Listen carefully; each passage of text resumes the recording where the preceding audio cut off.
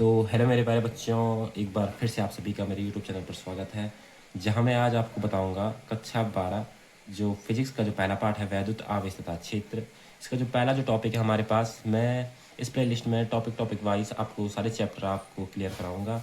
तो आज है डे 1 और मैं आपको बताने जा रहा हूँ कक्षा 12 फिजिक्स का जो पहला पार्ट है वैद्युत आवेश तथा क्षेत्र। उसका जो पहला टॉपिक है कूलाम का नियम। ठीक, तो स्टार्ट करते हैं कूलाम का नियम से।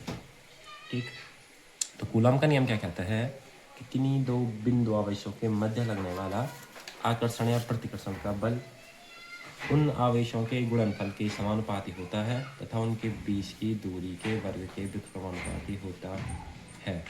ठीक, कूलाम का नियम क्या कहता है, किन्हीं दो बिंदु आवेश। अब आवेश किसे कहते हैं? आवेश सामान्यतः दो प्रकार के होते हैं, एक होता है धनावेश होता है, एक होता है तुम्हारा ऋणावेश होता है। ठीक, इतना तो आपको पता ही होगा। अब ये धन है ये ऋण है तो उनके बीच क्या लगेगा? आकर्षण का बल लगेगा। और अगर ये धन है ये भी धन है तो उनके बीच क्या लगेगा? प्रतिकर्षण का बल लगेगा। तो किन्हीं भी दो बिंदु आवेशों के मध्य, ये दो बिंदु आवेश हैं, ठीक, एक आवेश है एक ये है, तो इनके बीच लगने वाला आकर्षण या प्रतिकर्षण का बल। ठीक, अब हमें ये पता नहीं है कि ये धन है या ये ऋण है, ये ऋण है ये भी ऋण है, ये कोई, हम इस चीज़ की बात नहीं करें तो कि धन है या ऋण है, उससे कोई फर्क नहीं पड़ता। कूलाम का नियम क्या कह रहा है कि किन्हीं भी दो बिंदु आवेशों के मध्य, ये नहीं बोल रहा कि किन्हीं दो धनावेशों के मध्य या किन्हीं दो ऋणावेशों के मध्य, नहीं, केवल क्या बोल रहा है कि किन्हीं दो बिंदु आवेशों के मध्य, मतलब एक बिंदु ये है एक बिंदु ये है, इस पर धनावेश है इस पर ऋणावेश है, तो किन्हीं दो बिंदु आवेशों के मध्य लगने वाला आकर्षण या प्रतिकर्षण का बल उन आवेशों के गुणनफल के समानुपाती होता है तथा उनके बीच की दूरी के वर्ग के व्युत्क्रमानुपाती होता है। ठीक हो गया। अब लिखते हैं यहाँ पे कूलाम का नियम क्या कहता है, किन्हीं दो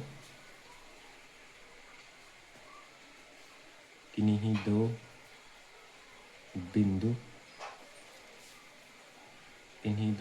आवेशों के मध्य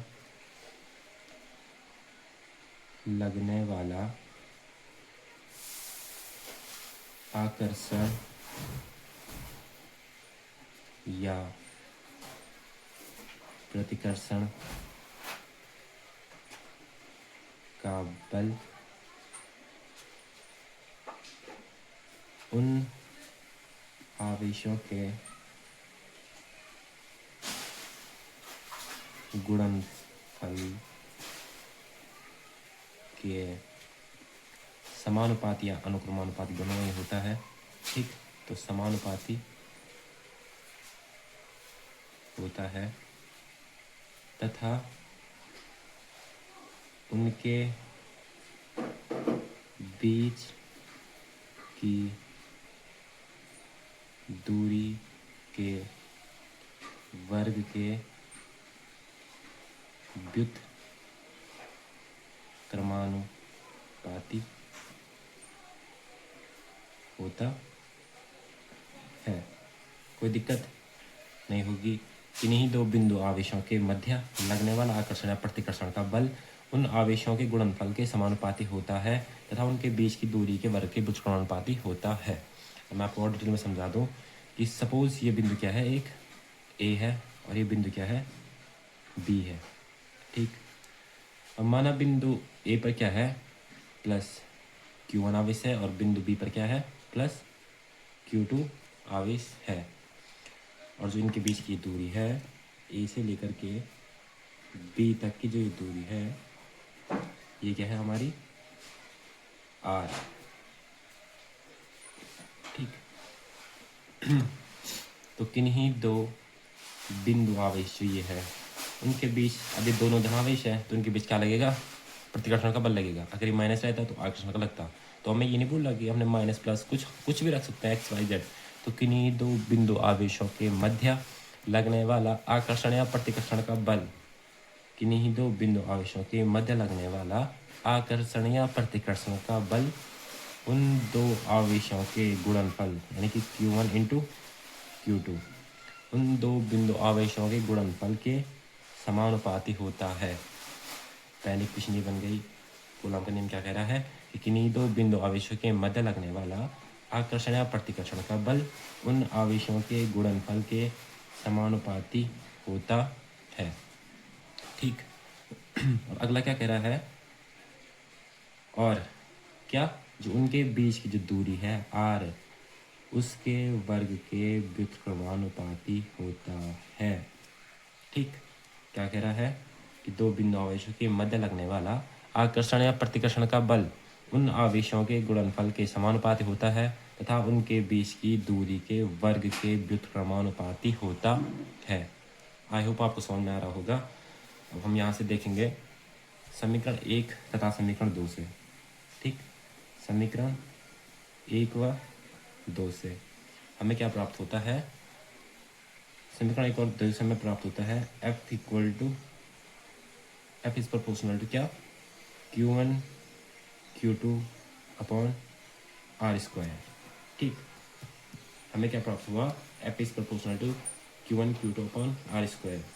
दो आवेशों के गुणनफल के समानुपाती होता है तथा उनके बीच की दूरी के वर्ग के व्युत्क्रमानुपाती होता है। अब हम ये समानुपाती का चिन्ह हटा के हम अगर यहाँ पे बराबर का चिन्ह लगाएं तो हमें एक नियतांक लगाना पड़ेगा। ठीक।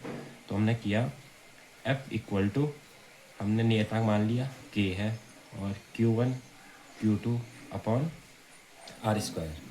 और इस K का एक मान होता है, K का मान क्या होता है, 1/4πε0। ठीक। ये K का मान होता है 1/4πε0। तो यहाँ पे मान रखा तो F इक्वल टू हो गया 1/4πε0 Q1 Q2 upon R square. कोई दिक्कत नहीं होगी। यही तो है कूलाम का नियम।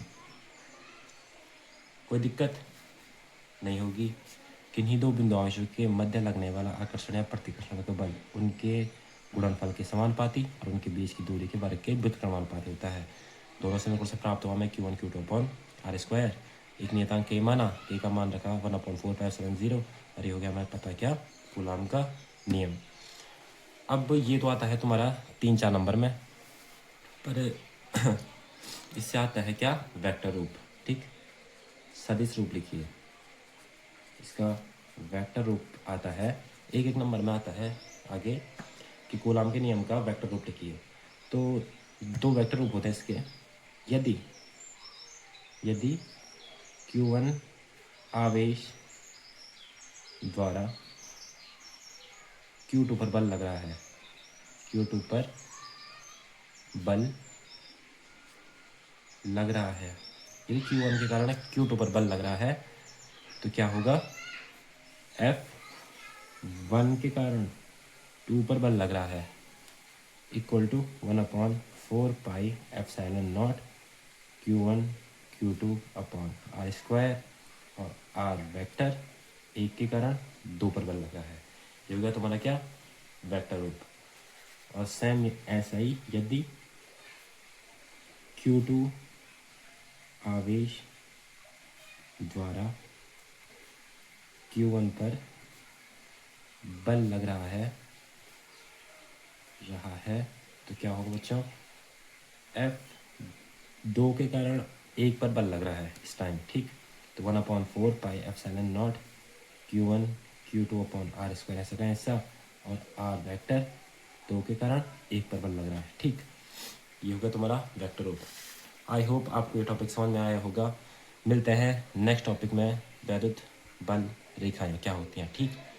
तब तक के लिए बाय, मिलते हैं नेक्स्ट वीडियो में।